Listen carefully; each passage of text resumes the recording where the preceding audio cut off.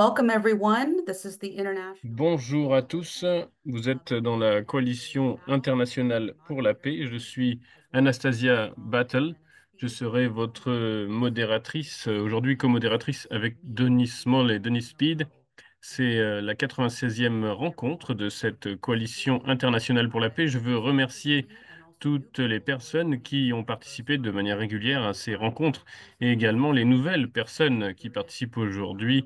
Et si vous êtes nouvelle, si vous êtes nouveau aujourd'hui ou aussi qui que vous soyez, si vous avez déjà participé, n'hésitez pas à mettre des messages dans la deuxième partie de la discussion. Il y aura une discussion ouverte. Vous pourrez poser vos questions par écrit et même à l'oral en français. Vous serez traduit en direct. Donc n'hésitez pas. Alors, nous avons créé cette rencontre internationale pour unir les mouvements pour la paix au niveau international, quelles que soient les différentes idéologies, les différentes différences. Nous voulons mettre les gens ensemble pour avoir un dialogue mature et travailler ensemble pour résoudre ce danger de guerre. Et forcément, il y a des gens avec qui vous ne serez pas d'accord. C'est ça un dialogue. Et ça va faire avancer le processus de paix. Et alors, cela étant dit, il est très clair qu'avec ce qui s'est passé dans les quelques dernières semaines, les, les gens avec lesquels contre lesquels nous combattons, ils veulent avoir cette guerre, ils veulent avoir une confrontation nucléaire d'une façon ou d'une autre, que ce soit par rapport à l'Ukraine, ou que ce soit par rapport à la Palestine, ou que ce soit euh, par rapport à l'Iran. Et donc, il y a des actions par les Britanniques pour pousser à ce que cela arrive. Donc, notre mobilisation est très importante et vitale. Nous allons donc tout d'abord quelques premiers intervenants, des leaders à travers le monde, puis ensuite une discussion générale où vous pourrez donc participer. C'est tout d'abord Helga Zepp-Larouche, la fondatrice de l'Institut Schiller et initiatrice de cette coalition internationale pour la paix qui va tout d'abord Yes, commencer. hello to all of you. Bonjour The à vous world tous. is every day Le moving monde, to tous les jours, new va vers des confrontations, nouvelles surprises, confrontations, des shocks, nouvelles and surprises, des at chocs. this point, I think Et à ce nobody can point-ci des say choses, if this je will pense end que personne badly ne peut dire si cela or va if se this will lead terminer to a new d'une paradigm mauvaise in façon, international ou cooperation. alors est-ce que ça va Now, aboutir à un nouveau lots paradigme of pour le monde. things are Et il y coming a out donc des very brouillards, les nuages les plus days inquiétants, les plus sombres, c'est ceux au-dessus with du great Moyen-Orient.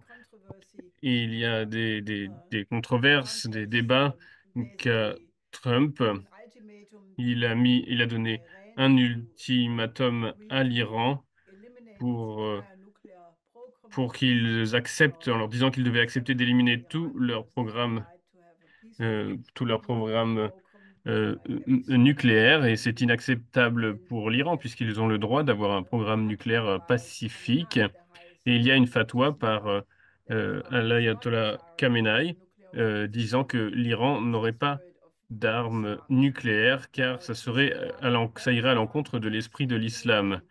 basically Mais this Trump ultimatum, réitère and at the same son time, ultimatum the et au B-2 même stealth moment, bombers are being les shipped to bombardiers Diego B-2 Garcia, the base in sont Diego, India. transportés à Diego Both Garcia, une base dans l'océan over Indien, 60 US et aircraft trois carriers are porte-avions underway in that region. américains sont en Iran direction has de la région responded également. on that by saying L'Iran if there a will be an répondu à attack tout on cela Iran, en it disant que will s'il y avait likely une be a very attaque severe sur l'Iran, water ça strike. serait, And il y aurait I une think réponse très this sévère, is a trap très for forte. even for Et President donc, Trump, c'est because une impasse, un danger dans lequel if it would come to Trump such a war, pourrait not aller. only could it Si on arrivait à une explode telle the oil guerre, non prices seulement ça in mènerait à une markets explosion already du prix du extremely pétrole, tense, et dans le situations contexte de la situation très tendue the actuellement, tariff war has particulièrement avec lead to a collapse la of the guerre financial system. que So the Trump lance implementation sur of les taxes d'importation, to the et implementation of Trump cette volonté de certains is that this is d'attaquer what we l'Iran, see, ça and this is why produirait non seulement potentially une chose terrible pour l'Iran, mais également pour l'administration Trump. Ça la détruirait l'administration Trump. Trump, sa base est déjà de plus en plus mécontente, car Trump a gagné cette élection avec la promesse qu'il ne commencerait, qu'il résoudrait, qu'il arrêterait les guerres et qu'il n'en commencerait pas une seule. Alors, déjà, la guerre qu'il a lancée, les attaques qu'il a lancées sur le Yémen sont déjà une remise en cause de sa promesse. Donc, les membres du mouvement MAGA, du soutien à Trump, de ce mouvement-là, sont très en colère par rapport à ça. Et aujourd'hui, il y a une volonté de, de la part de l'Union européenne. Le ministre de la Défense européen a dit qu'ils sont prêts à aller avec les 850 milliards d'euros d'investissement dans le militaire. Et l'OTAN est en train de dire qu'ils veulent envoyer des troupes de paix de l'OTAN suite à un potentiel cessez-le-feu en Ukraine, quelque chose qui a déjà été rejeté par la Russie comme quelque chose de totalement inacceptable. Et cela reflète donc la volonté de l'OTAN de garder un conflit, faire en sorte que le conflit continue à durer. Et sinon, je peux seulement dire que l'Union européenne est complètement en, en chute libre. Les, l'Union européenne et l'Europe, avec laquelle aussi les Britanniques font partie, les Scandinaves, les pays baltes, l'Allemagne et la Pologne, la France, sont dans cette course pour bâtir la confrontation contre la Russie, alors que les pays du Sud et les pays des Balkans, les pays d'Europe de l'Est vont dans une autre direction. Il y a donc une division dans l'Union européenne. Et cela n'empêche pas la Commission européenne pourtant de, de pousser leur influence. Et il y a l'expérience récente qui montre cela. Il y a eu Sidi Vance qui a parlé à la conférence de Munich sur la sécurité. Il a dit l'Europe n'est plus un continent démocratique. Il y a eu une grande panique là-dessus. Mais l'Europe le prouve jour par jour. La chose récente a été le verdict contre Le Pen. Elle est la leader du Rassemblement national et dans les sondages, elle avait 37% des voix dans les sondages.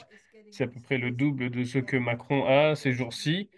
Et pour éliminer ce droit de vote, ces gens qui veulent voter pour elle, et il y a eu donc des accusations, donc une condamnation par rapport à l'utilisation d'argent de l'Union européenne pour ses activités de son parti en France. Et il y a plusieurs années, Di Pietro qui avait dit que quand il était membre du Parlement européen, il peut témoigner que c'est absolument impossible de différencier complètement quand vous vous déployez vos équipes pour des raisons de l'Union européenne et de quand vous le faites pour des raisons nationales. C'est donc quelque chose de frauduleux, il a dit. Et si on se souvient, quand Christine Lagarde était ministre de l'économie française, elle a été accusée d'avoir mis 400 millions d'euros dirigés vers, euh, vers un businessman utilisant de l'argent du gouvernement français, mais elle n'a pas été attaquée, accusée parce qu'elle a un prestige international. Et Le Pen, bien sûr, a un prestige international également, mais il y a des forces, elle fait partie des forces qui ne sont pas appréciées par la Commission européenne, donc ça ne compte pas. Elle est donc accusée d'avoir redirigé 5 millions d'euros. C'est un petit pourcentage de ce que Lagarde avait détourné. C'est donc un double standard. Et donc, et tout le monde fait face au traitement, ce qu'on appelle maintenant le traitement roumain, quand ils n'acceptent pas, ils ne vont pas dans la direction de l'Union européenne. Et je voulais d'amener un autre sujet comme le principal sujet de mes remarques d'introduction, et c'est la- l'article absolument choquant qui a été publié par le New York Times dans, dans un article de 13 000 mots qui était une enquête d'un an d'enquête sur la guerre en Ukraine, basée sur 300 interviews avec différents individus de différents pays. Et cet article du New York Times, je pense qu'il devrait être pris par toute personne qui se bat pour la paix comme étant la raison absolue pour laquelle ce discours disant qu'il y a eu une guerre d'agression non provoquée par la Russie, que c'était non provoqué, donc ça montre que ça ne peut pas être tenu plus longtemps.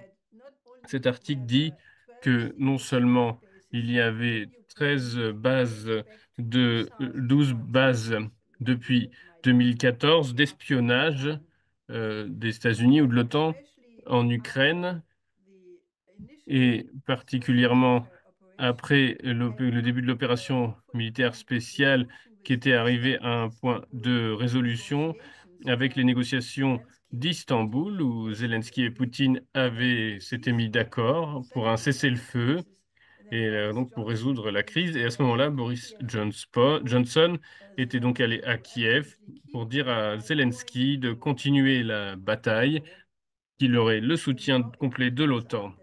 Et maintenant, il s'avère que le New York Times révèle que à Wiesbaden, en fait, il y a eu, il y a le centre des forces américaines pour l'Europe et l'Afrique. Il y a eu, il y avait une grande combinaison de généraux, d'officiers, et que seulement 2 mois après que la guerre en Ukraine ait commencé, il y a eu un général américain de haut niveau qui est allé là-bas pour discuter des opérations avec la CIA et les forces militaires américaines. Et l'article décrit en grand détail toutes les opérations qui ont été conduites depuis Wiesbaden en Ukraine, par exemple, aider les Ukrainiens à, à aller contre l'armée de Russie, et ils ont, avec l'aide de la reconnaissance américaine, ils ont réussi à tuer des, des centres de commandement russes, et la CIA était impliquée sur les attaques sur Sébastopol, sur les attaques de la flotte russe dans la mer Noire.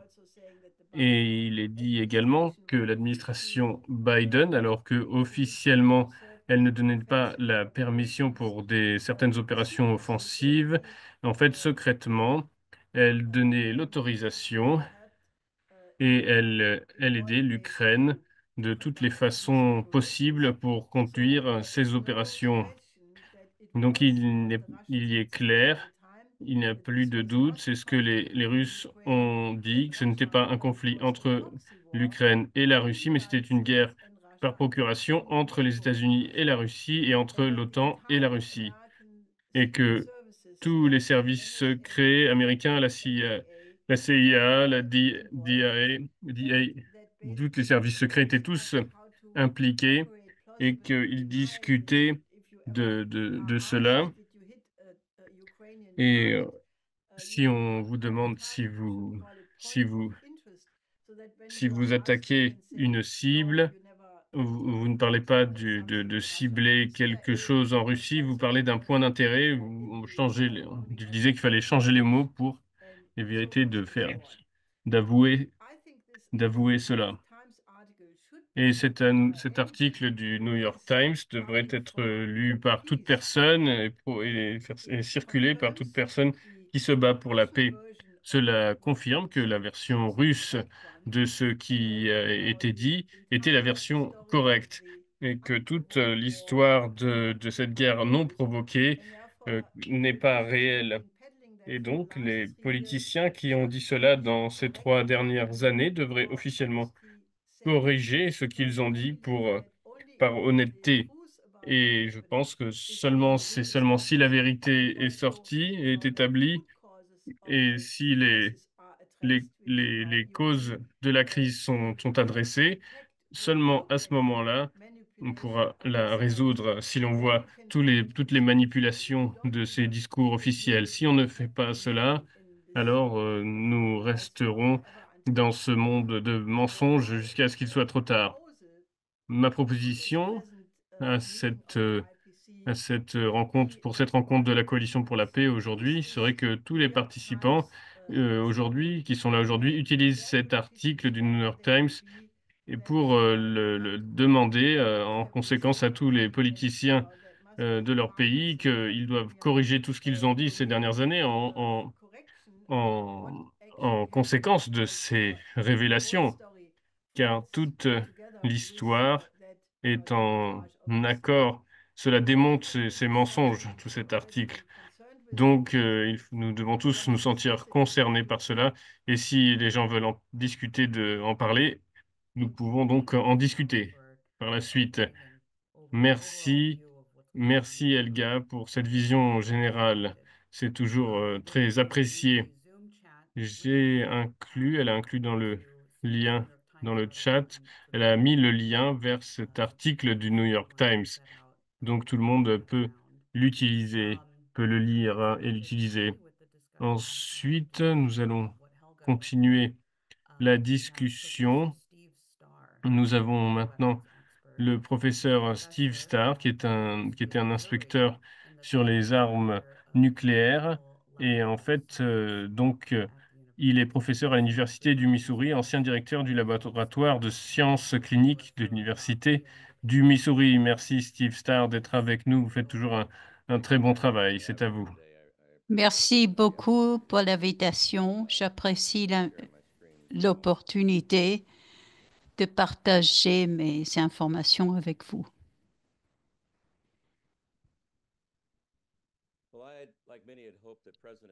Comme beaucoup d'autres, j'espérais que le président Trump respecterait les promesses faites pendant la campagne, qu'il arrêterait le génocide à Gaza,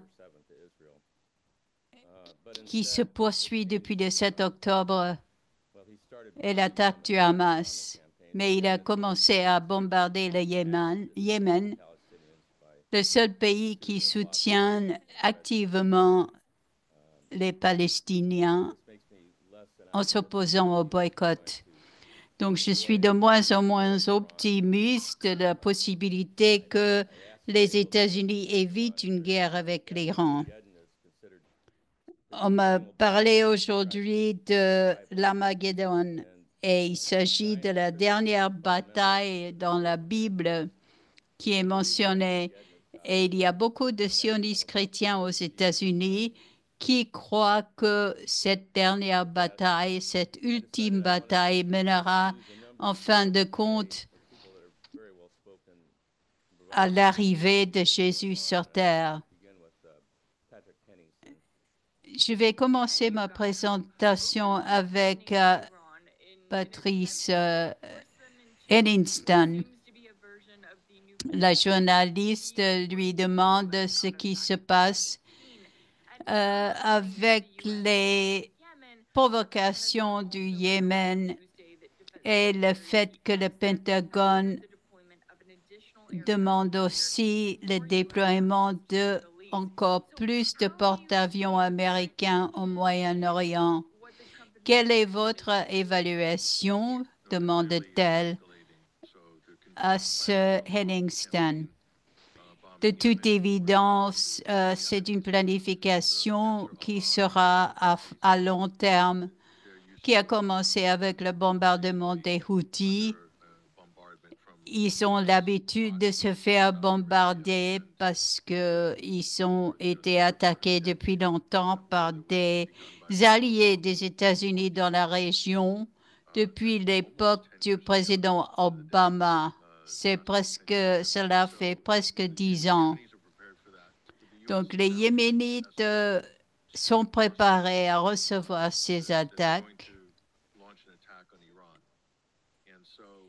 Mais maintenant, il semblerait que c'est une attaque contre l'Iran qui est en préparation. Le président Trump menace les Iraniens, disant soit vous négociez un accord nucléaire, soit nous allons lancer une attaque préemptive contre l'Iran.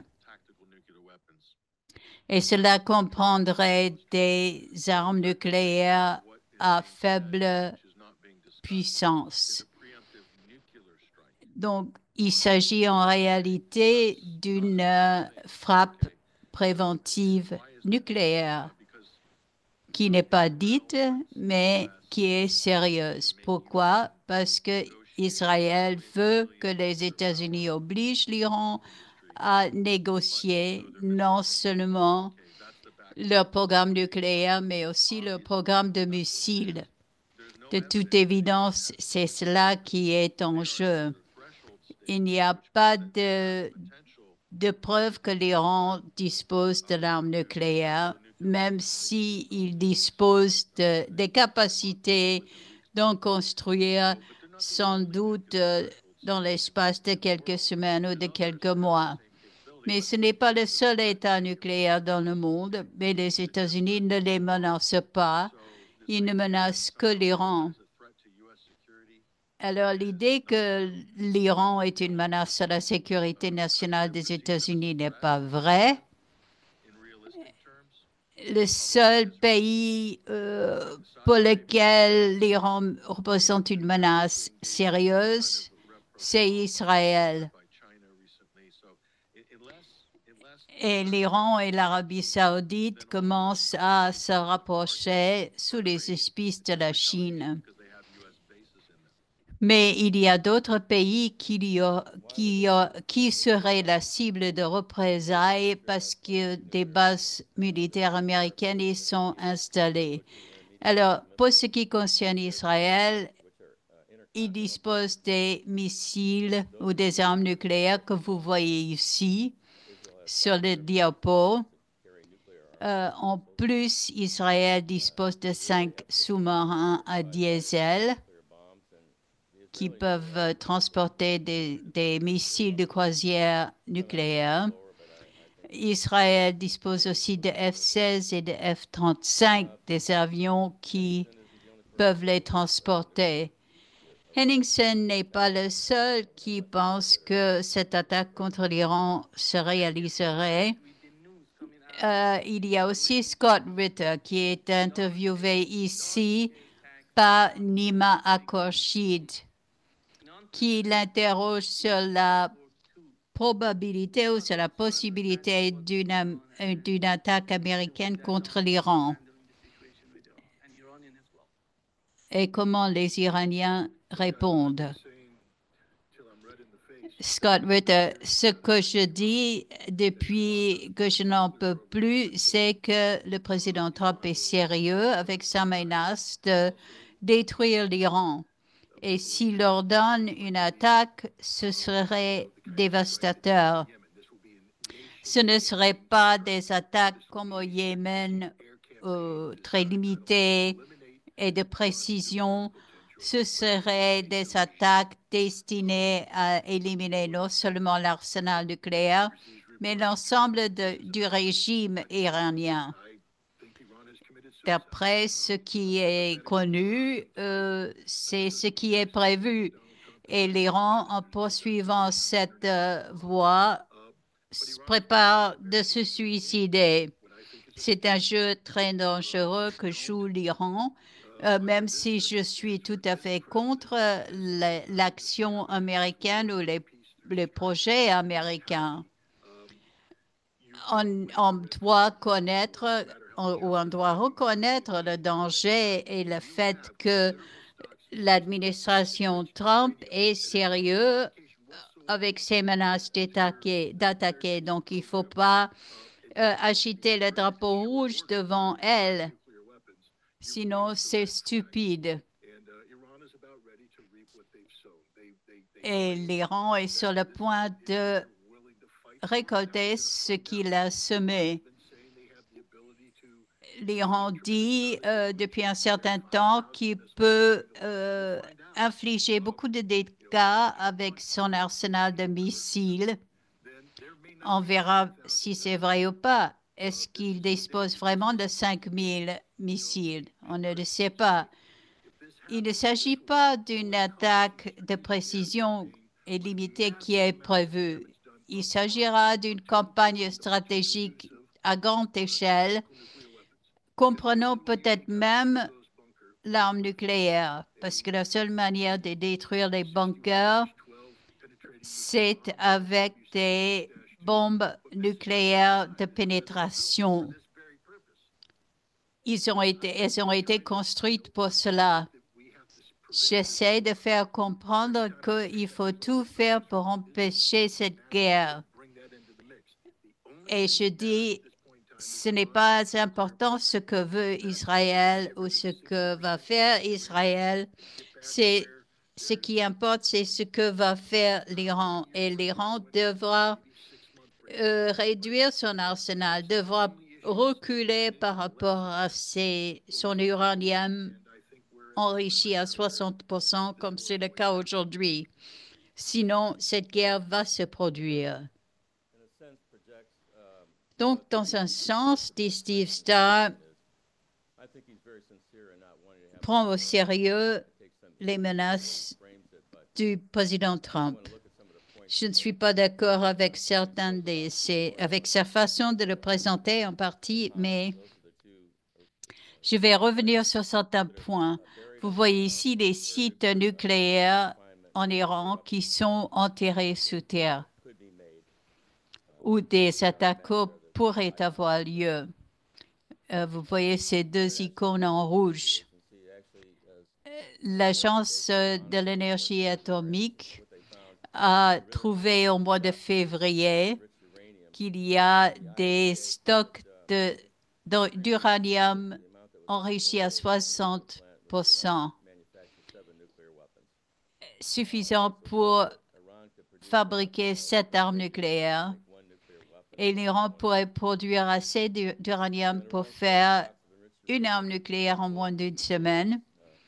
Il y a de l'uranium enrichi à ces deux installations que vous voyez ici, de quantité suffisante pour faire 10 armes nucléaires en un mois. Donc, c'est ce dont a parlé Scott Ritter.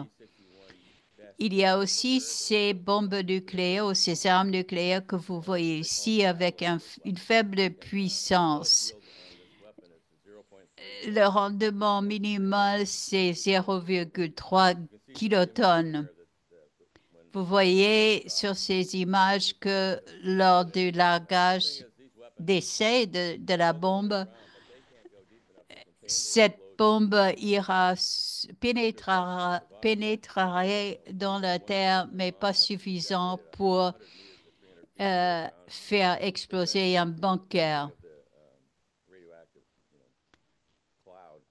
Il faut le détoner à 100 mètres, ou il faut attendre 100 mètres de profondeur pour cela. Il y a aussi cette ogive nucléaire V76-2 transportée par les Tridents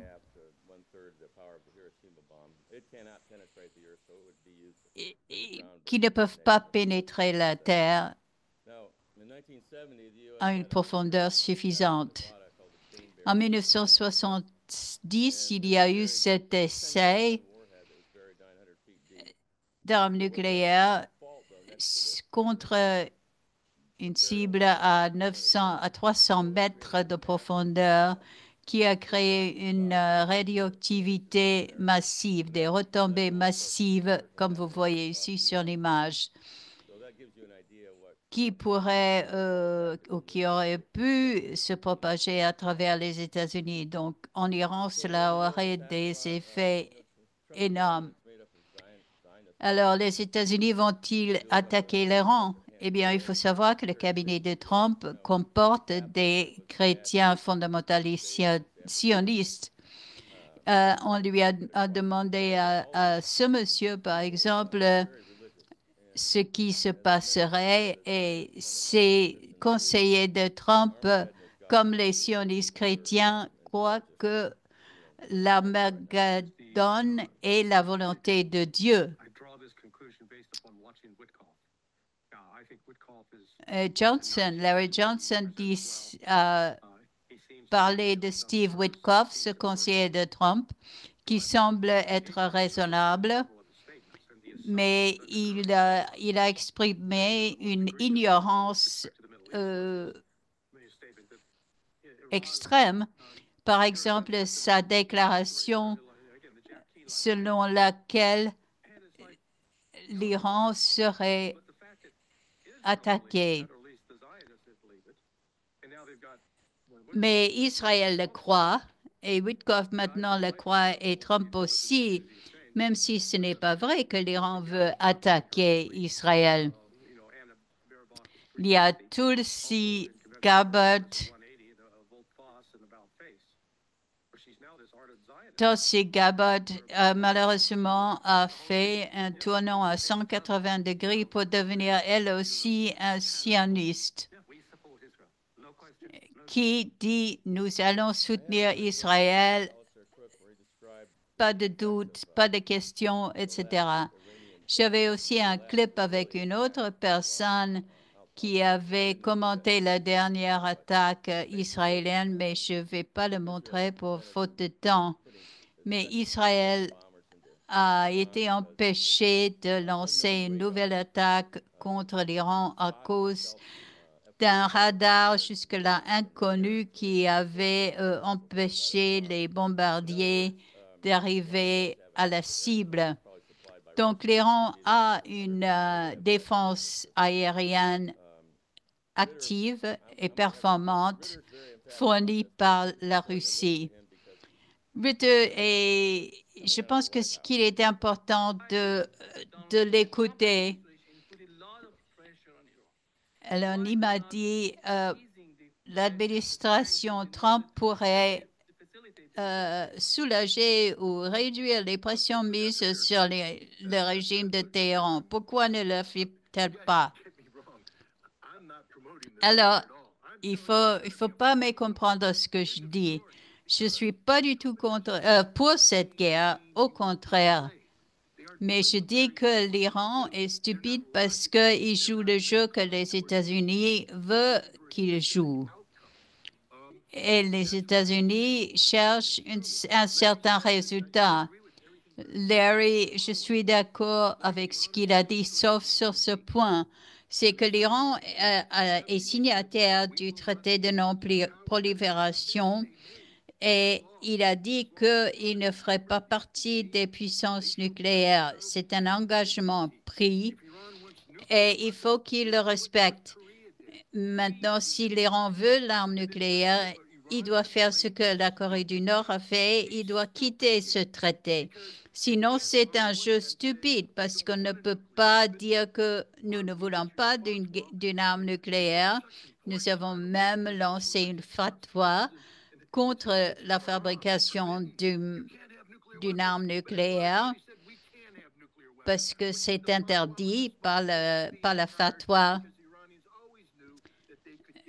Mais si maintenant l'Iran commence à bâtir, à construire une arme nucléaire, il serait discrédité.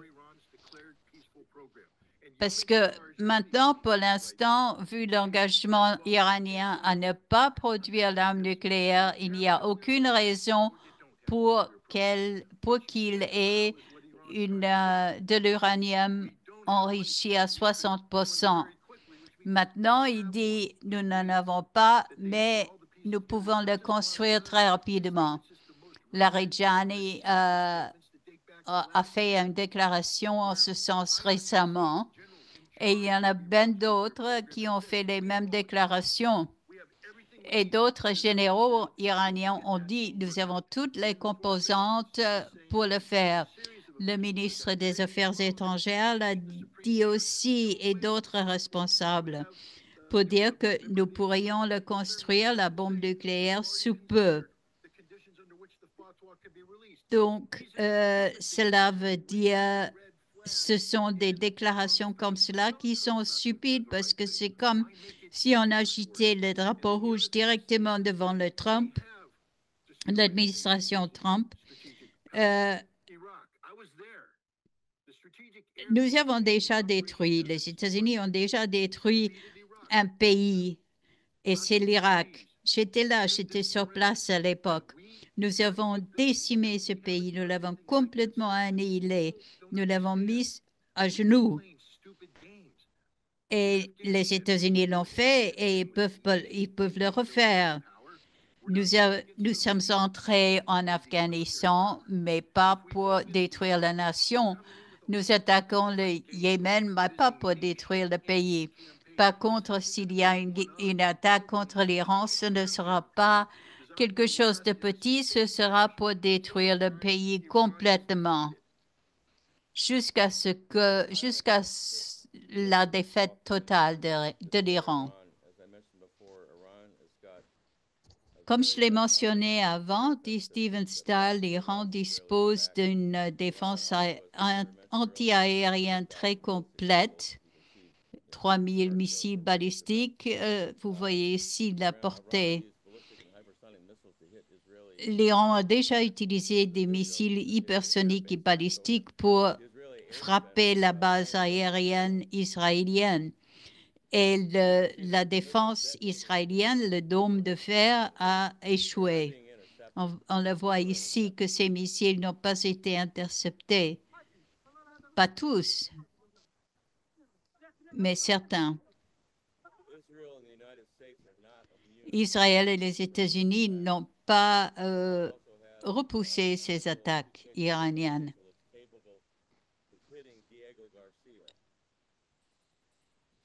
Les missiles iraniens pourraient même attaquer les missiles sur la base américaine de Diego Garcia dans l'océan Indien. Johnson dit les États-Unis vont essayer de frapper l'Iran. Ils ne vont pas réussir.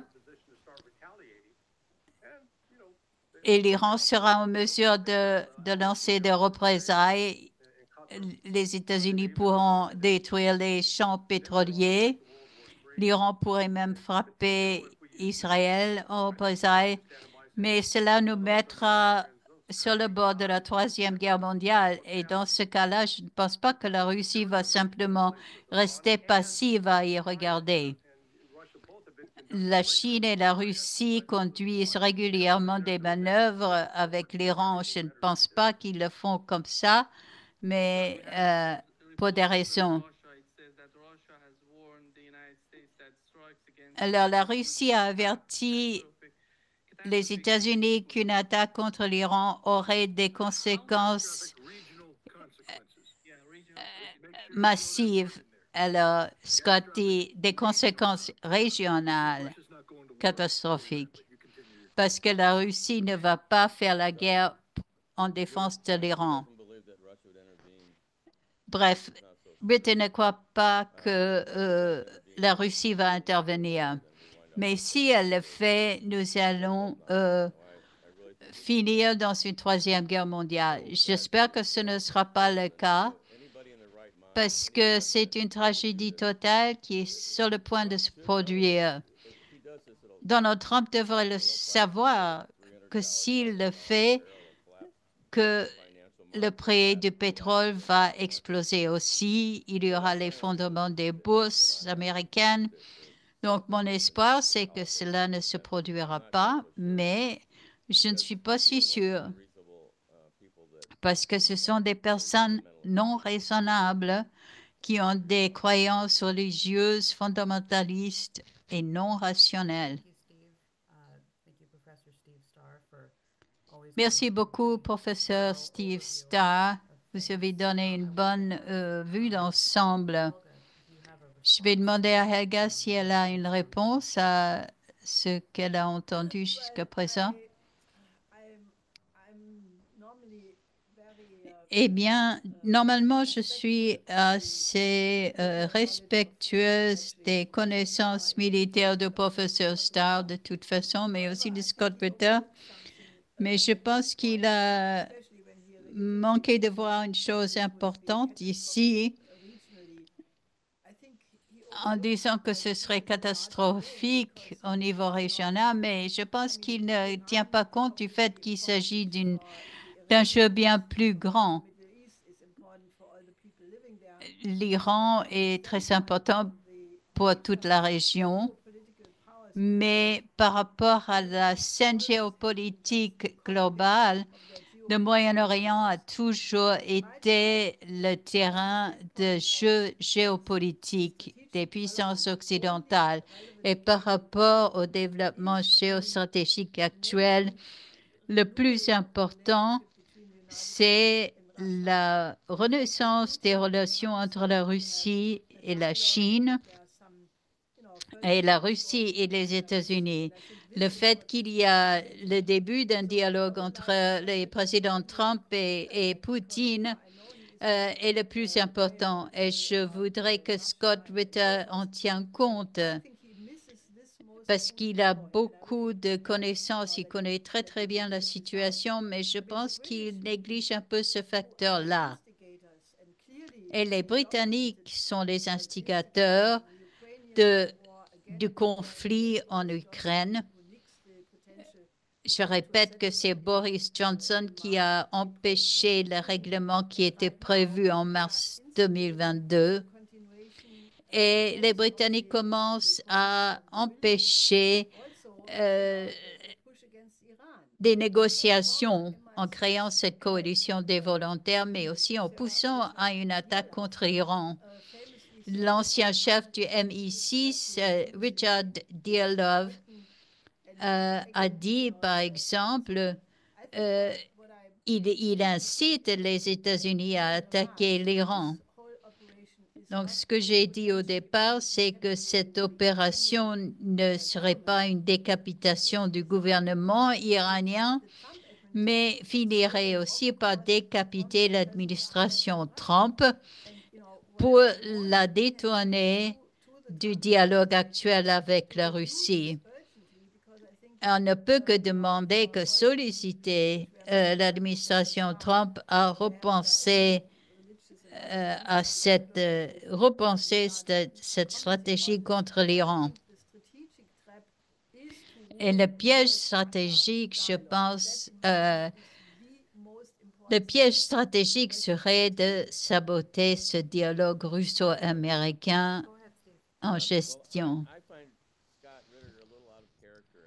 Steve Starr dit, je trouve que Ritter était un peu hors caractère dans ses commentaires. Je pense que c'est parce qu'il est très inquiet par la perspective d'une telle guerre. Mais je pense qu'il reflète la perspective de beaucoup de personnes au sein de l'administration Trump. Cette question nucléaire est parmi nous depuis longtemps. Et aussi la quantité de temps qu'il faudrait pour que l'Iran produise une arme nucléaire. Et je crois que c'est ça la véritable question en jeu ici. Trump essaie de séparer cette nouvelle relation avec la Russie de ses actions en Iran.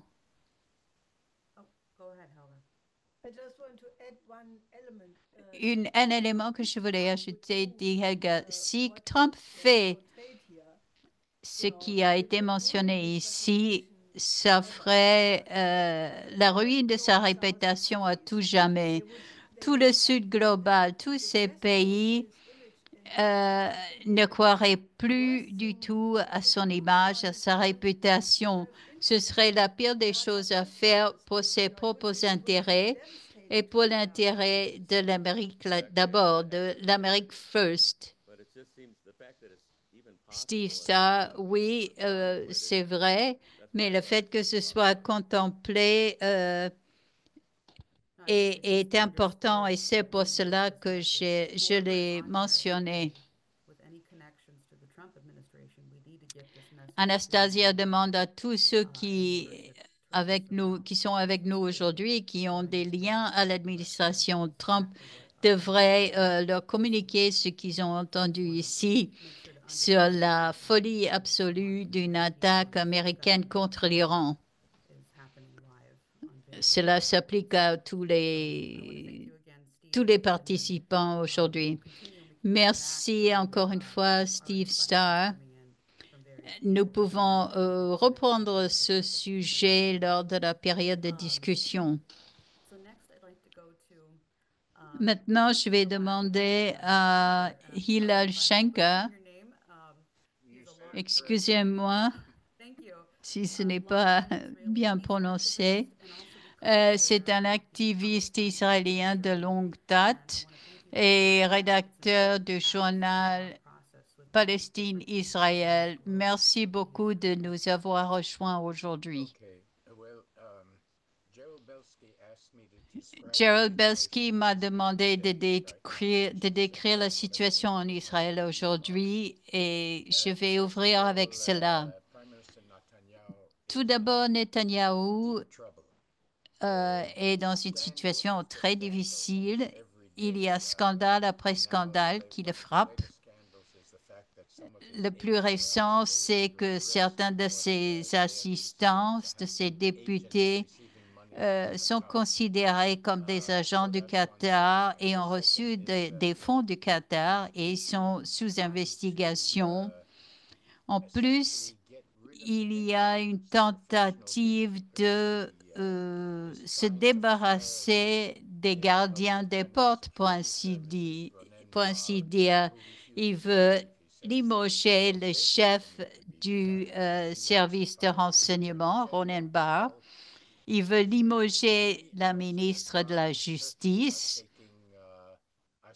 En même temps, l'Iran et la Turquie voient ce que fait l'administration Trump, où l'administration Trump fait aussi ce genre de tactique d'éliminer les gardiens du portail. Donc, Netanyahou est parti pour la Hongrie. Il est parti le mercredi. Il va y rester jusqu'à la fin de la semaine. Ce n'est pas surprenant qu'il a choisi cette destination puisque Netanyahou avait aidé Orban a gagné son élection il y a longtemps parce qu'il avait pris par conseiller politique quelqu'un recommandé par Netanyahou qui a dit qu'il faut faire des accusations terribles, même si pas vraies, contre vos adversaires et après cela, vous allez gagner. Donc, en 1996, Netanyahou avait attaqué son rival, Shimon Peres, en disant que Peres va nous diviser. Ce n'était pas vrai, ce n'était pas le cas, mais il a gagné. Et il dit aussi que l'Iran est une menace existentielle et je vais m'en occuper. Orban a appris cette leçon et il a pris comme cible George Soros et sa fondation de Open Society. Soros était hongrois de naissance. Il a créé pas mal d'organisations en Hongrie. Il a financé une université là-bas. Alors, Orban a dit, voilà, Soros, c'est l'ennemi. Il y avait aussi un angle antisémite à cela, parce que Soros est juif. Donc, l'ambassadeur israélien en Hongrie voulait protester contre Orban, mais Netanyahou a dit non, non, non, non, il ne faut pas faire ça. Il faut les laisser faire. Il faut les laisser faire. Donc, on a Netanyahou à Budapest et Orban a dit dès son arrivée que la Hongrie allait se retirer de la Cour pénale internationale, cette Cour qui avait condamné Netanyahou et les dirigeants du Hamas. Et la Hongrie est le seul pays européen que Netanyahou puisse visiter aujourd'hui sans devoir craindre un mandat d'arrêt. émis par cette Cour pénale. Depuis le début de la guerre et même avant, il y a une grande majorité du public israélien qui s'oppose à Netanyahou. Il y a tous les vendredis le quotidien Maharev publie un sondage sur des résultats d'une élection si elle devait se tenir aujourd'hui. Donc même depuis avant le début de la guerre, c'est que la coalition actuelle perdrait. J'ai regardé le sondage d'aujourd'hui, ce vendredi, et Netanyahou a regagné un peu de soutien par rapport au 7 octobre, mais aujourd'hui, les partis de la coalition de l'extrême droite, du Likoud, donc, et des partis extrémistes et du parti religieux auraient seulement 53 sièges sur 120 et l'opposition en détiendrait 67. Une majorité du public manifeste tous les vendredis, y compris tout récemment, au moment où il a tenté de limoger le chef du renseignement. Il y a des dizaines de manifestants dans les rues. Cela en plus, où cela se fait en parallèle avec les actions d'Erdogan en Turquie, par exemple, qui a emprisonné son rival, le maire d'Istanbul. Et ces manifestants veulent une fin de la guerre et veulent la libération immédiate de tous les otages, ceux qui sont encore vivants et ceux, à peu près la moitié, qui seraient déjà décédés. Il y a aussi les officiers de réserve qui sont obligés d'aller à la guerre, ce qui crée beaucoup de pression sur les familles. Il y a des enquêtes en cours sur les circonstances entourant l'attaque du 7 octobre. Les manifestants appellent à la démission de Netanyahou, mais d'après les nouvelles d'aujourd'hui, il a une majorité sûre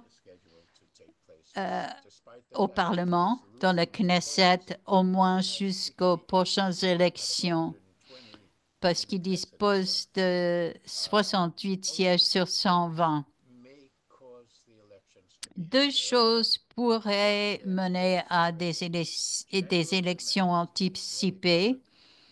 C'est la demande générale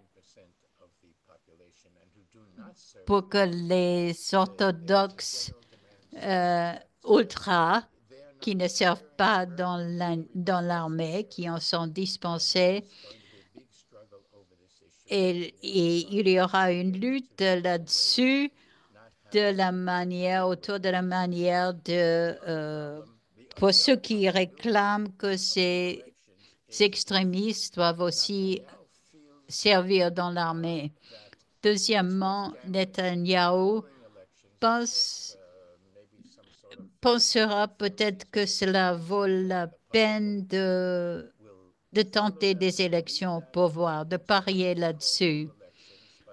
Et donc, dans ce cas-là, on pourrait voir des élections anticipées. Mais aussi en France, par exemple, où Macron a appelé à des élections anticipées, c'était aussi un pari et il a perdu. Le Parti travailliste aussi en Angleterre. En France, c'est l'Alliance de gauche qui a gagné le plus de sièges. Maintenant, j'en arrive à la question discutée aujourd'hui par les intervenants avant. c'est l'Iran et son potentiel nucléaire. Netanyahou rêve de pouvoir convaincre Trump d'attaquer l'Iran, c'est clair. Il a travaillé dur pour convaincre Trump de se retirer de cet accord nucléaire signé par Obama sans le remplacer par quoi que ce soit. Et c'est ce qui a permis à l'Iran de jouer ce jeu dangereux identifié par Scott Ritter d'enrichir de l'uranium jusqu'à 60%.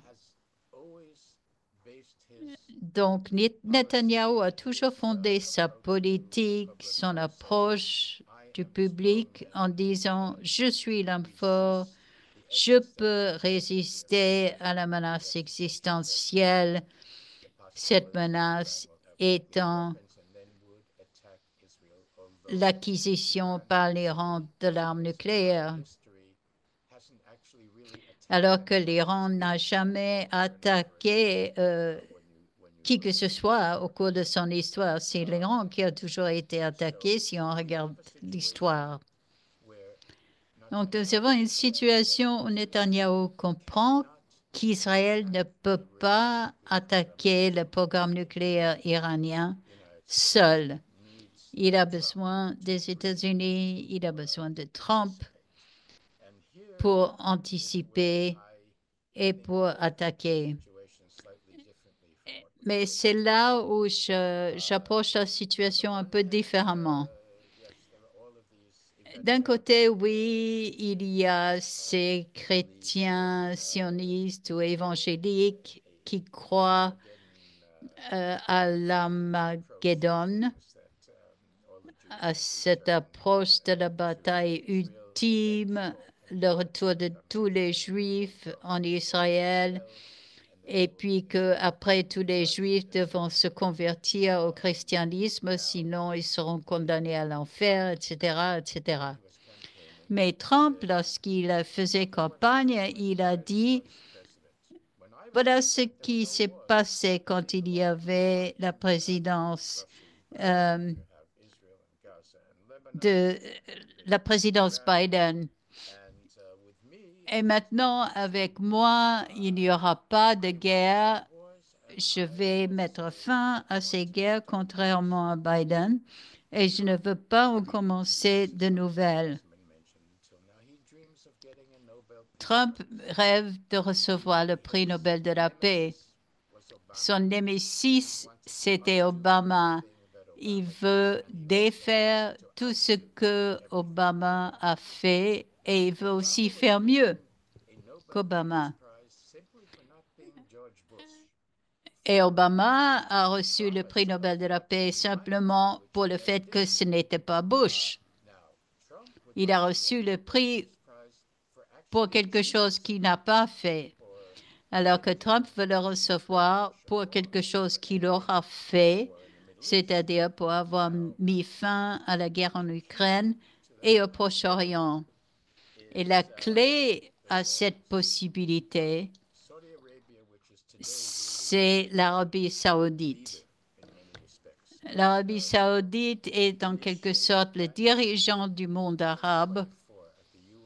En 2024, lors de la réunion de l'Assemblée générale de l'ONU, elle a pris la tête de cette coalition en faveur d'une solution à deux États que tout le monde a contresigné, sauf les États-Unis et Israël. Les Saoudiens sont très motivés à développer leurs relations avec les États-Unis et avec Israël. Ils savent que le pétrole va s'épuiser. Il y a Mohammed bin Salem qui tente de construire une économie moderne post-pétrolière Et pour cela, il a besoin de bonnes relations économiques avec ces deux puissances technologiques que sont Israël et les États-Unis. Il veut avoir un accord avec les États-Unis et les Saoudiens veulent aussi avoir des relations normales avec Israël, mais à une condition qui n'était pas claire avant le 7 octobre, mais qu'il est devenu depuis.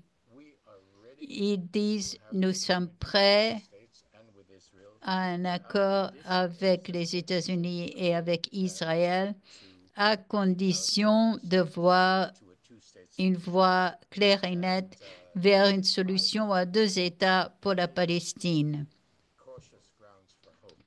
Et si j'ai des raisons d'espérer aujourd'hui, prudentes, mais quand même, en plus d'espérer que les États-Unis ou Israël n'attaqueront pas l'Iran, c'est que nous arriverons à une résolution du conflit entre la Palestine et Israël. Sinon, j'espère que les Saoudiens vont dire clairement, voilà, nous sommes prêts à la paix avec Israël, nous sommes prêts à rebâtir Gaza, mais nous n'allons rien investir à moins que nos conditions soient remplies. Il y a un plan égyptien qui est un développement du plan arabe qui était sorti du sommet de Beyrouth, qui a été aussi soutenu par tous les pays musulmans du monde qui s'étaient réunis à Téhéran, qui ont accepté d'établir des relations normales avec Israël à condition d'avoir une solution à deux États pour la Palestine. C'était avant la guerre, mais quand même, on voit la nécessité d'avancer dans cette direction. Et je m'arrêterai là.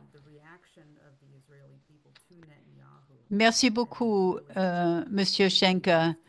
Je crois que c'est important, en particulier ce que vous avez dit sur le public israélien, sur le peuple israélien, et comment les Israéliens répondent à ce qui se passe. La population n'est pas derrière Netanyahou.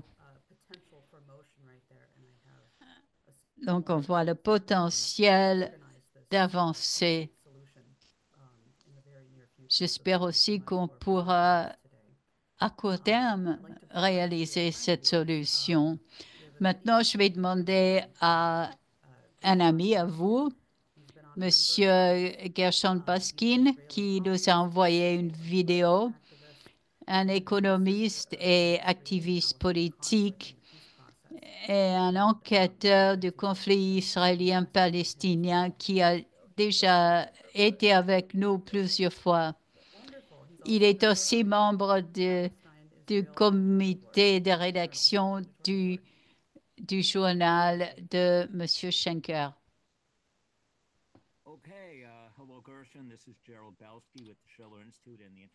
Bonjour, c'est Gerald Belsky de l'Institut Schiller.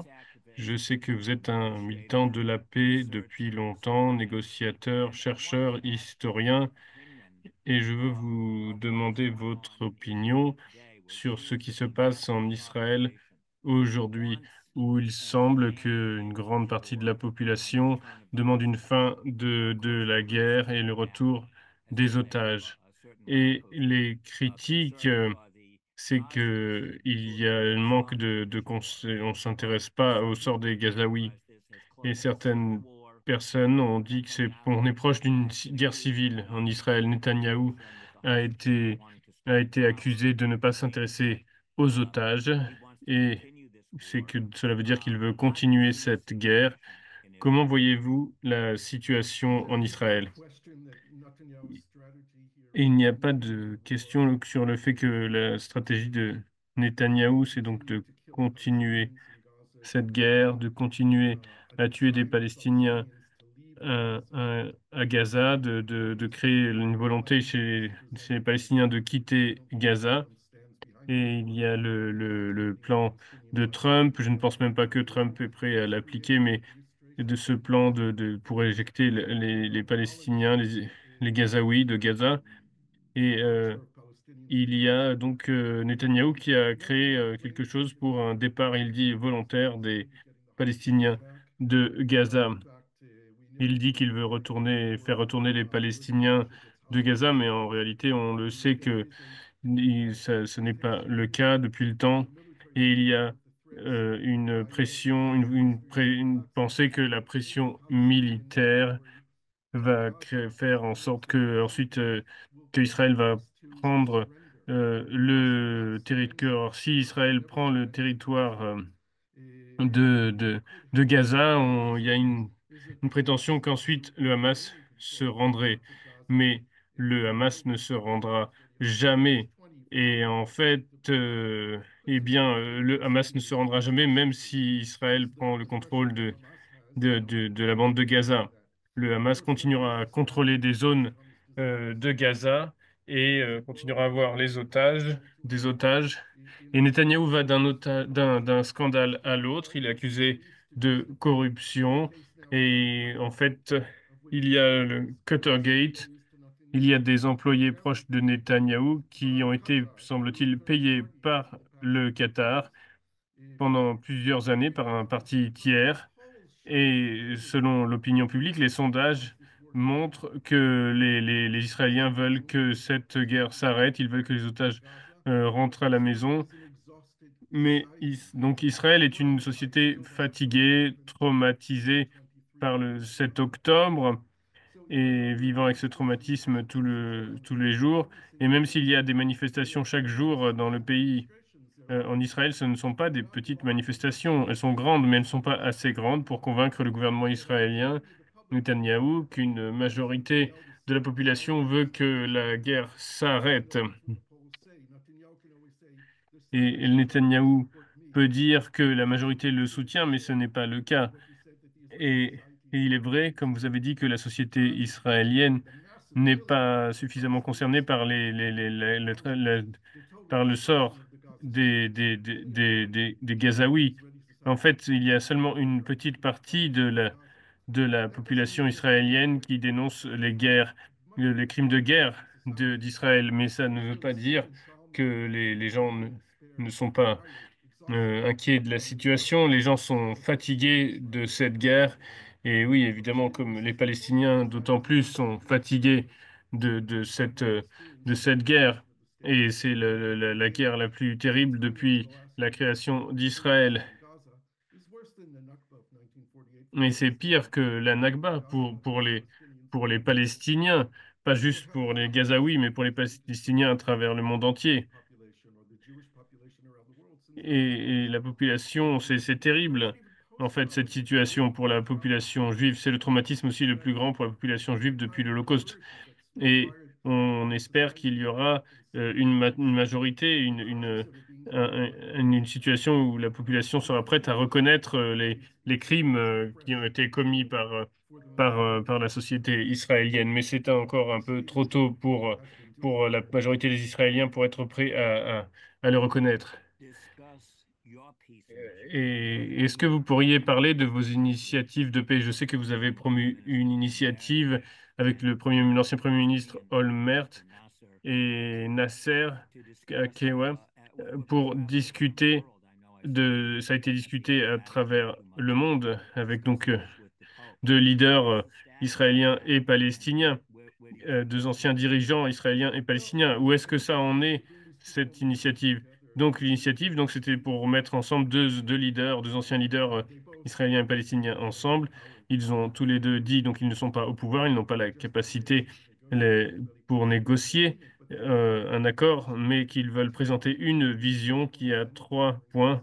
Un, c'est d'arrêter la guerre à Gaza, de retrait de Gaza, le retour des otages et de libérer les prisonniers palestiniens et d'amener un gouvernement à Gaza, d'avoir un gouvernement à Gaza et d'avoir une présence arabe, des pays arabes pour la sécurité à Gaza.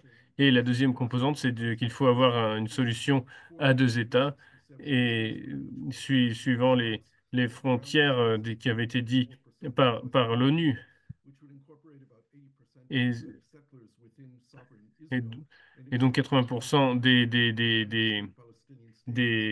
des territoires occupés par l'Israël dans le sud devraient être rendus. Et donc, et aussi, Jérusalem devrait être la capitale des deux États. La vieille city de moins d'1 kilomètre carré ne devrait pas être sous la souveraineté de l'Israël ou de la Palestine, mais sous l'autorité de 5 nations dont Israël et la Palestine feraient partie. Et donc, ils ont rencontré des leaders du monde entier. Ils ont rencontré à peu près 89 leaders du monde entier, de différents pays. Donc, et en février, nous avons eu la première rencontre avec une centaine de leaders israéliens et palestiniens de la société. Et ils ont dit qu'ils étaient d'accord avec les principes de ce document pour cela. Donc, c'était une rencontre très intéressante, une réunion très intéressante que nous avons eue. Donc nous espérons avoir d'autres et qu'il faut aller au-delà des récriminations mutuelles. Et il faut savoir maintenant comment est-ce qu'on va sortir de ce chaos et réussir à aller vers à une situation pour la dignité nationale, pour la liberté de tous les peuples palestiniens et israéliens. Nous sommes maintenant en train de nous concentrer pour des projets. Nous avons établi une alliance pour deux États, un projet donc de deux États, et c'était dans le sens de ce qui a été fait par les Saoudiens l'année dernière, par l'Union européenne et les Norvégiens à l'époque, l'alliance globale pour la solution à deux États. Et donc, ils ont des rencontres à New York, à Riyad, à Bruxelles, au Caire. Et donc, ils vont être à Rabat, au Maroc, prochainement. Il y a 80 pays qui participent à ces rencontres. La rencontre du Maroc sera sponsorisée par le gouvernement des Pays-Bas et par le gouvernement marocain. Et nous espérons qu'ils inviteront donc Ol- qu'ils inviteraient les deux leaders de notre initiative. Nous prévoyons un meeting, une rencontre en juin à Paris avec à l'invitation du président Macron, avec 1 millier d'Israéliens et de Palestiniens si nous avons les ressources financières de le faire.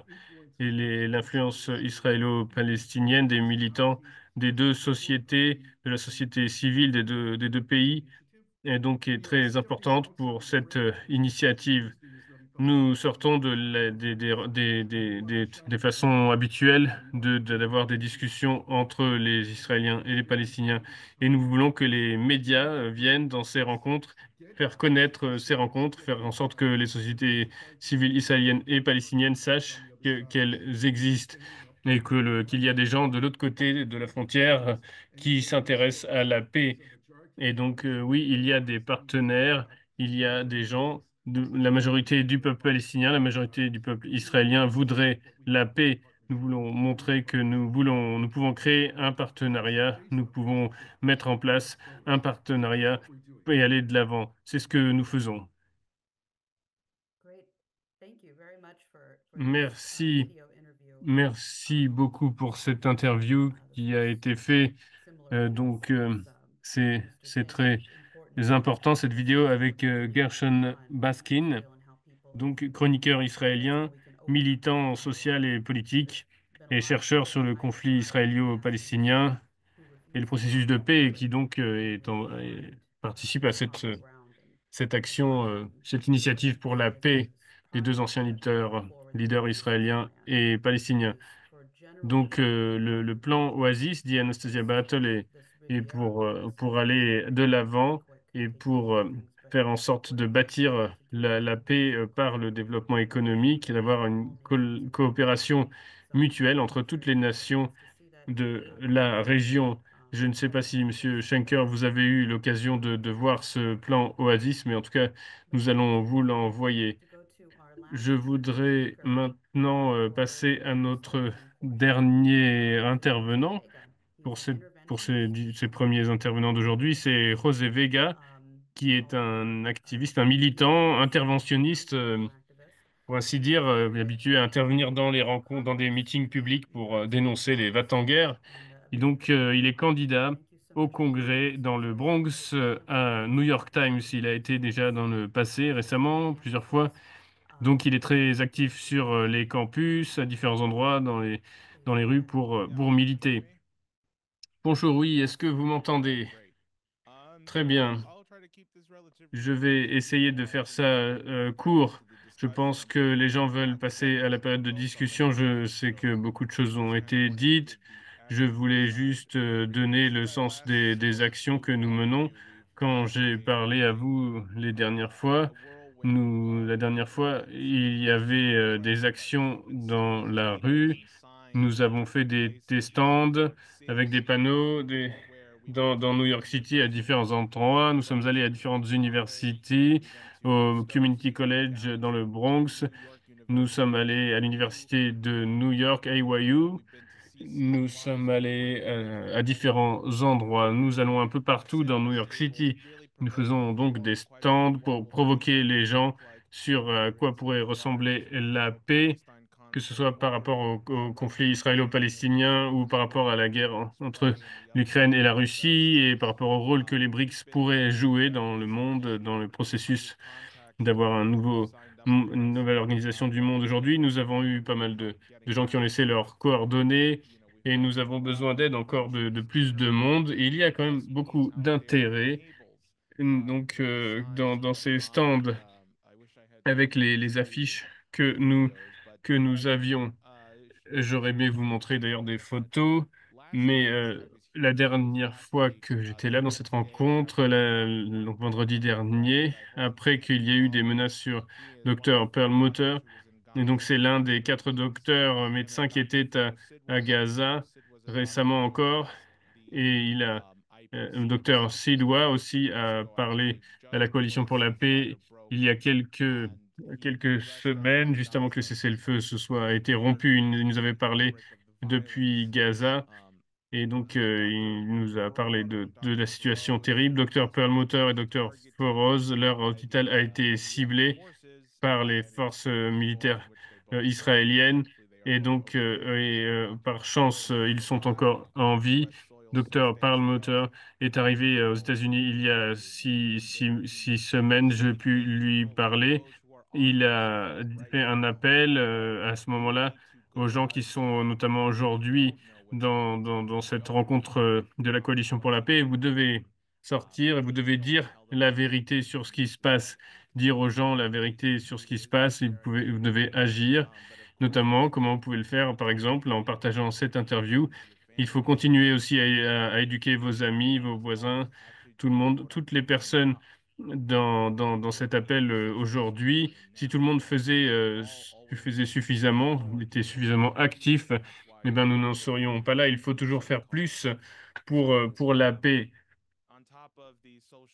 Et par rapport aux interviews dans les réseaux sociaux que nous avons pu faire, donc nous avons fait une interview avec Marc. Nous avons fait un tract pour ma compagne détaillant ce dont Marc dit et, et nous avons écrit un tract de 2 pages et donc nous l'avons distribué. Hier, il y a une grande communauté musulmane. Nous sommes allés dans un parc où il y avait les gens qui faisaient leurs prières le matin, au moment de l'Aïd. Tôt le matin, nous avons distribué nos tracts qui détaillaient ce que le docteur Perlmutter et les autres docteurs ont détaillé. Donc, ce n'était pas juste d'essayer de faire connaître ça aux gens, mais donner vraiment aux gens la nécessité de s'impliquer. Et c'était important. Des gens sont venus me voir, étaient contents que je sois là. On m'ont demandé si j'allais encore être candidat. Et en effet, je le suis. Et m'ont demandé comment la campagne se passait. Ensuite, nous sommes allés à un événement de Munter Isaac, un docteur. C'est un, c'est un prêtre de Bethléem. Il fait un tour, une tournée. Il fait une tournée de 2 semaines aux États-Unis. Nous sommes allés avec un tract à son événement. Nous l'avons donné aux gens qui allaient là-bas. Il a dit que la paix ne commence pas juste avec le conflit israélo-palestinien, mais aussi avec le conflit entre l'Ukraine et la Russie. Et, et donc, je veux m'arrêter là en disant que nous ne devrions pas être écouter ce qui se passe dans le monde, mais il faut agir aussi. Ce que vous voyez aujourd'hui, ici, ça montre qu'il faut sortir dans la rue, il faut aller rencontrer les gens en général, de manière générale. Il faut expliquer aux gens les choses, il faut être plus actif. Si vous êtes juste sur cet appel toutes les semaines, ça c'est bien, c'est très bien. On espère que vous serez là encore la semaine prochaine.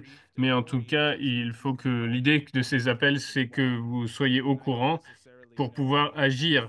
Il faut agir, c'est très important. Je ne sais pas quelles sont les possibilités que vous avez d'agir. Ça dépend du temps que vous avez. Peut-être que vous êtes en train de travailler au moment où vous nous écoutez. Nous avons tous nos vies. Nous avons tous des possibilités différentes. Mais en tout cas, il faut que tous que nous sacrifions un peu de notre vie normale, de notre vie habituelle pour agir. Il faut réfléchir à comment agir. Si vous voyez, par exemple, ceux qui sont aux États-Unis, qui sont autour de New York, il parle pour les Américains qui peuvent aider sa campagne, c'est une bonne chose. Merci, Rosé. C'est une excellente façon de commencer le processus de discussion. Je vais mettre mon email dans le chat pour les gens qui veulent m'envoyer un email si vous voulez, si vous voulez être actif. Les gens peuvent aller à New York et agir pour cette campagne. J'y vais régulièrement pour participer. Merci beaucoup pour ce rapport, José. Nous attendons de voir plus de nouvelles sur les actions de jeunes gens aux États-Unis. Nous allons maintenant passer à des réponses, des discussions sur ce qui a été dit aujourd'hui. Nous avons la chance aujourd'hui d'avoir son Excellence le président Donald Ramotard, qui était ancien président du Guyana. Merci beaucoup de nous rejoindre aujourd'hui et d'être là régulièrement. Le docteur Ramotard, c'est à vous. Merci beaucoup. First of all, allow me to thank the presenters this morning for Alors, very important information. le son n'est pas très Speaking bon. from Israel itself, not very often you Merci. get Donc, en tout cas, il dit was not d'avoir available. les interventions des personnes, des leaders pour la paix israéliens qui ont parlé aujourd'hui. C'est très précieux d'avoir leur témoignage, de savoir ce que vous faites et d'avoir pu écouter ce que vous avez à dire. Et aujourd'hui, les forces de génocidaires sont, sont, sont terribles.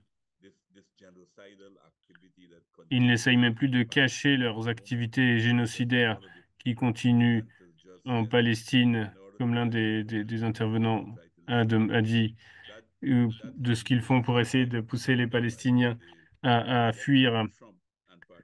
Et avec l'élection de Trump et de son commentaire de faire de Gaza une zone touristique. Et donc, je pense que cela a donné une autorisée à Netanyahou, les mains libres à Netanyahou pour continuer ce qu'il fait. Et donc, il faut arrêter ce génocide. Il tue même des médecins, des gens qui vont soigner les gens, qui vont sauver les gens, ce qui est très choquant. C'est que le système dans lequel nous vivons a perdu totalement sa moralité. Rien n'est dit dans les médias mainstream sur ce qui a lieu. Vous écoutez CNN, NBC, Fox. C'est comme si rien n'avait lieu. Alors que les pires choses actuellement ont lieu. Nous vivons dans une situation où la plus grande partie du monde semble être dans une situation où on leur cache ce qui se passe à Gaza. Et donc, il y a beaucoup de travail à faire pour élever la conscience des gens. Et les États-Unis ont pris une position très agressive pour, euh, pour essayer de s'attaquer à toute opposition. J'ai noté que l'ancien président du Costa Rica a eu son visa révoqué juste parce que Trump, il a dit que Trump se comportait comme un empereur romain. Et donc son visa pour les États-Unis a été supprimé. Ça a choqué beaucoup de gens. On veut mettre au silence toute personne qui essaye d'exprimer une opposition un peu partout dans le monde, où que ce soit dans le monde, à ce que font les États-Unis. J'ai, je pense que nous devons faire le plus possible. Au moins, nous devons, nous devons agir. Et donc, pour ceux qui essayent de suivre de différentes façons, s- selon moi, on voit que la population est rendue et n'est pas mis au courant. On leur cache beaucoup de choses. On leur montre pas toute l'étendue de la tragédie qui a lieu. Le deuxième aspect la deuxième chose que je voudrais dire, c'est que j'ai vu un article que Elga a mentionné dans l'article du New York Times à propos de de la guerre en Ukraine, du rôle des États-Unis, du rôle non révélé, que non avoué des États-Unis dans la guerre en Ukraine, une action directe contre la Russie. Et il faut une copie de cet article. Je veux voir comment on peut l'utiliser ici comme une référence pour montrer élever l'attention des gens qui ont été confus, qui ont été confus, mal informés sur ce qui se passe sur la crise entre l'Ukraine et la Russie. La Russie a été provoquée pour rendre impossible que de, de, de, de ne pas agir en disant en leur créant une menace à leur sécurité, en voulant mettre l'OTAN proche, juste à côté de leurs frontières.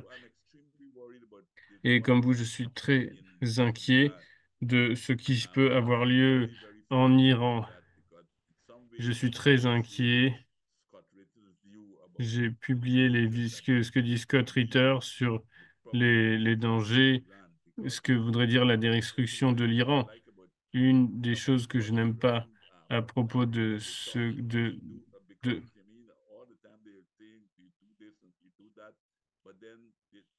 les États-Unis disent il faut faire cela. Les Iraniens sont attaqués.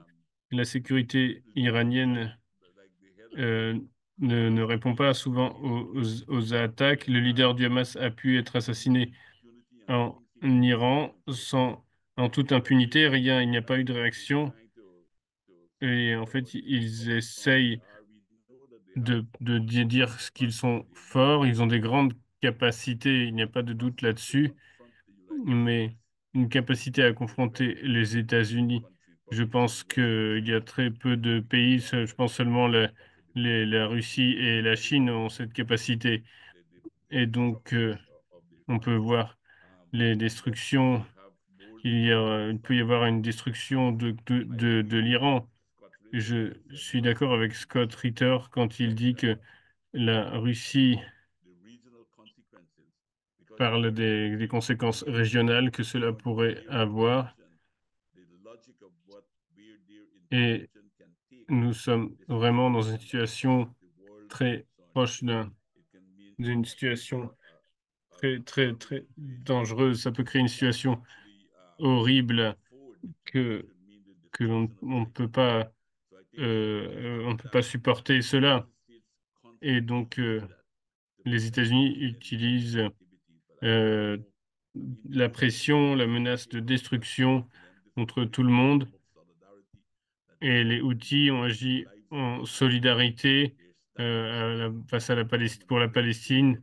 Ils mettent leur vie en danger et, et, et donc il faut agir pour la solidarité et il faut comprendre, il faut voir leur courage des Houthis, leur détermination pour essayer d'amener d'un peu d'aide au peuple de Gaza et le genre de punition que les Israéliens et les Américains ont infligé à Gaza, ce n'est pas surprenant qu'il y ait eu des manifestations, qu'il crée une colère dans la société israélienne. Et nous devons exprimer notre opinion plus fortement, dire que les gens qui s'opposent à cela ne sont pas seuls. Et donc le fait que la vérité dans la presse au niveau international est cachée est terrible. Donc il faut faire savoir au peuple palestinien que la vaste majorité du monde est avec eux. Et, et donc ceux d'entre vous qui vivent dans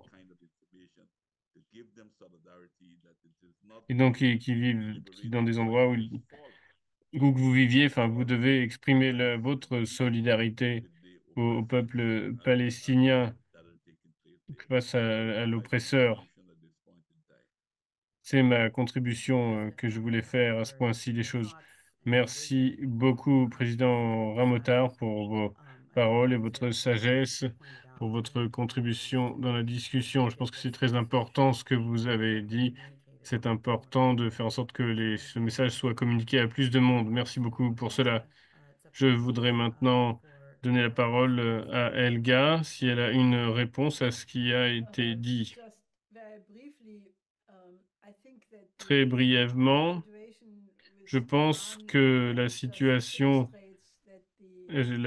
avec l'Iran illustre le fait que la sécurité doit être pour tous, alors que l'Iran que, et donc et, l'Iran ne veut pas faire des armes nucléaires, mais il s'en donne la possibilité si la pression continue, parce qu'Israël a des armes nucléaires.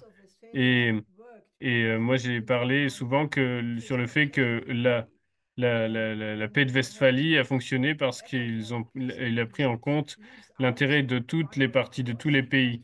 Et si vous faites un accord qui met de côté l'intérêt d'une des parties, eh bien, cela prépare la guerre suivante.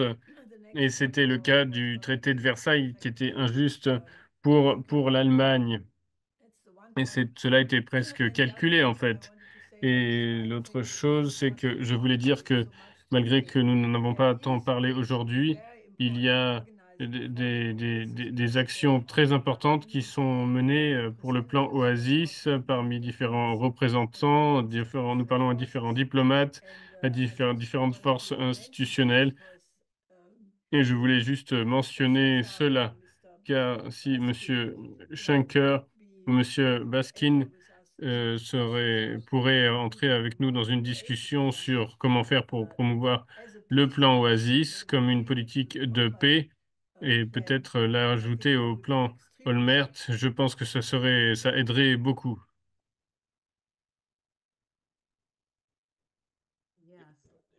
If I may quickly comment just a minute, one other point that I think is very dangerous that is happening. There seems to be a deliberate attempt on the part of the American administration and, of course, the Israelis. We know that they have gone beyond the point of caring about anything.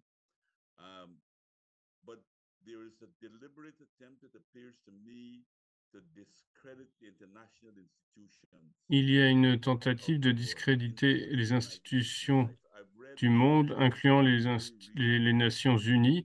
Et j'ai vu ça seulement très récemment, où le ministre des Affaires étrangères Lavrov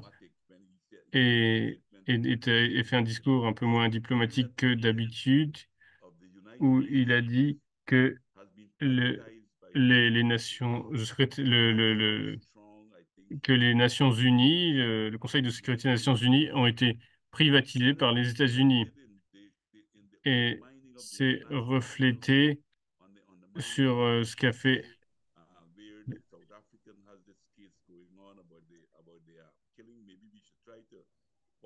Oui, le président Ramotar voulait ajouter un commentaire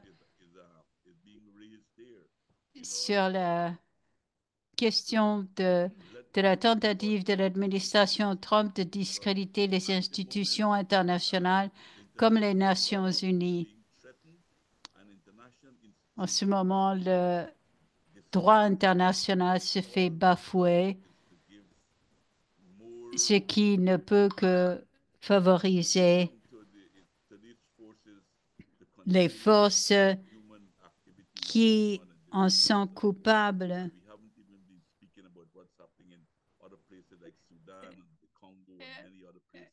Nous pourrions aussi parler de ce qui se passe au Soudan, au Congo, etc., en plus de ce qui se passe au Moyen-Orient. Ça, je voulais l'ajouter à la discussion.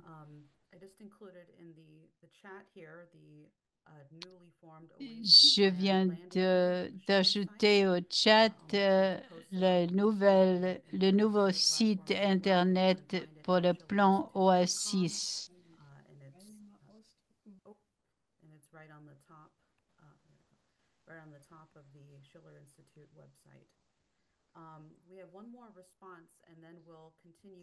Nous avons une réponse de plus. Il y a Dennis Speed avant d'entrer dans la discussion qui voulait poser une question à Monsieur Schenker, à Helga, au président Ramotar. Nous sommes aujourd'hui le 57e anniversaire de Martin Luther King et les dossiers secrets sur son assassinat doivent être rendus publics. Mais moi, je voulais souligner que Martin Luther King est très sous-estimé dans l'histoire américaine, tout comme Frederick Douglass était à l'époque le seul qualifié pour devenir le président des États-Unis après Lincoln. Martin Luther King était aussi la personne la plus compétente pour devenir président des États-Unis. Il faut considérer sa réponse à la guerre des 6 jours en 1967. On lui a posé une question là-dessus. À ce moment-là, Israël n'avait pas de programme d'armement nucléaire connu, du moins. En 66, 67, il en avait peut-être un, mais ce n'était pas connu. Et on lui a posé la question dans une interview.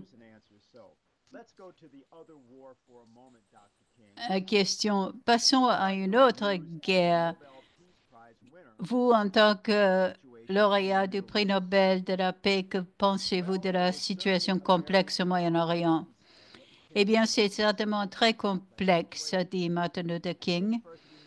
Je pense tout d'abord que nous devons travailler avec passion et infatigablement à travers les États-Unis pour essayer d'arriver à une solution à ce problème au Moyen-Orient. J'espère que le Moyen-Orient ne deviendra pas un domaine de la politique du pouvoir entre la Russie soviétique ou les États-Unis. La paix pour Israël veut dire la sécurité. Le monde et les gens de bonne volonté doivent respecter l'intégrité territoriale d'Israël. Nous devons reconnaître son droit d'exister et protéger ce droit d'exister. Il est irréaliste de penser qu'on peut en dispenser complètement. Ce que Israël a fait est une démonstration merveilleuse de ce que Israël peut faire pour le monde entier, notamment avec la transformation d'un désert, d'un quasi-désert, en des terres agricoles. Mais la paix au Proche-Orient veut dire aussi autre chose. Cela veut dire le développement des Arabes. Le monde arabe fait partie de ce tiers-monde de pauvreté, d'analphabétisme, de maladies, et il est temps de lancer un plan Marshall pour le Moyen-Orient. Je pense que c'est en fin de compte la seule réponse. Tant que les gens sont pauvres, qui n'ont pas d'espoir, ils vont faire des remarques non réfléchies. Ils vont faire vivre la psychose de guerre. Et maintenant, ce que nous devons faire, c'est de développer les sous-développés et de voir qu'il y a un grave problème de réfugiés que les Arabes doivent traiter et les Nations unies. Maintenant, ça fait plus d'un demi-siècle que Martin Luther King a fait cette réponse et il y a certaines choses qui s'appliquent aujourd'hui aussi. Et je veux demander à M. Schenker et à d'autres s'ils ont des réponses.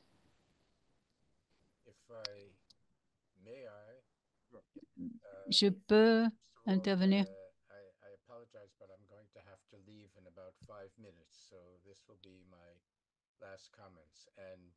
Je dois partir d'ici 5 minutes, donc ce serait mes repas finaux. Je pense que ce que le Dr. King a dit à l'époque était très raisonnable, très sage. Nous parlons aujourd'hui de la nécessité d'assurer la sécurité d'Israël. C'est ça le trauma que vivent les Israéliens depuis le 7 octobre parce qu'ils ont l'impression de ne pas avoir de sécurité. Et cela fait écho à l'Holocauste. Du côté palestinien, ceux qui vivent, ce sont des échos de la Nakba. Donc, nous avons besoin de ce qu'avait évoqué Gershon Baskin, c'est que le plan égyptien de reconstruction et la proposition arabe sont des composantes et oui, d'un plan Marshall pour rebâtir Gaza. La proposition de Trump, de toute évidence, d'une évacuation volontaire des Palestiniens de Gaza vers des destinations inconnues est absurde, irréaliste et amoral. Et même Trump lui-même n'y croit pas. Il est revenu là-dessus. Il y a des choses pour lesquelles les gens de bonne volonté doivent œuvrer. Par rapport aux Nations unies, on peut dire que le Conseil de sécurité est de fait paralysé. Il faudrait une réforme de ce Conseil. Donc, je crains de dire que nous ne pouvons pas compter sur les Nations unies pour canaliser la solution. Le fait qu'elle y soit et le fait que les gens puissent s'entretenir à ce lieu est très important, même si les nations ne se reconnaissent pas. Puis il y a aussi des programmes très importants de l'ONU comme l'Organisation mondiale de la santé. Mais je crois qu'il faut chercher des solutions ailleurs pour être pratique. Il n'y aura pas de solution et je pense que c'était très important que les Sud-Africains aient porté plainte devant la Cour internationale de la justice du génocide à Gaza, mais je doute que ceci Ben, tout d'abord, il n'y a pas eu de décision prise par cette Cour et je ne pense pas que sa décision ait un impact décisif sur le terrain une fois rendu. Certaines choses que j'ai mentionnées, que mon collègue aussi, M. Baskin, ce sont des moyens de faire avancer les choses. Le Moyen-Orient est une région clé, la société aussi.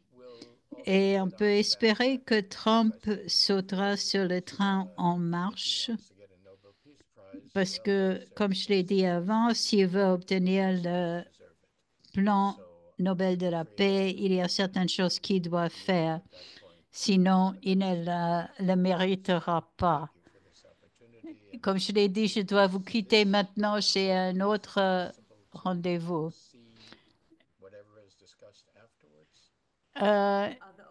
J'ai juste une question pour savoir s'il serait possible de savoir plus tard, si je peux suivre plus tard ce qui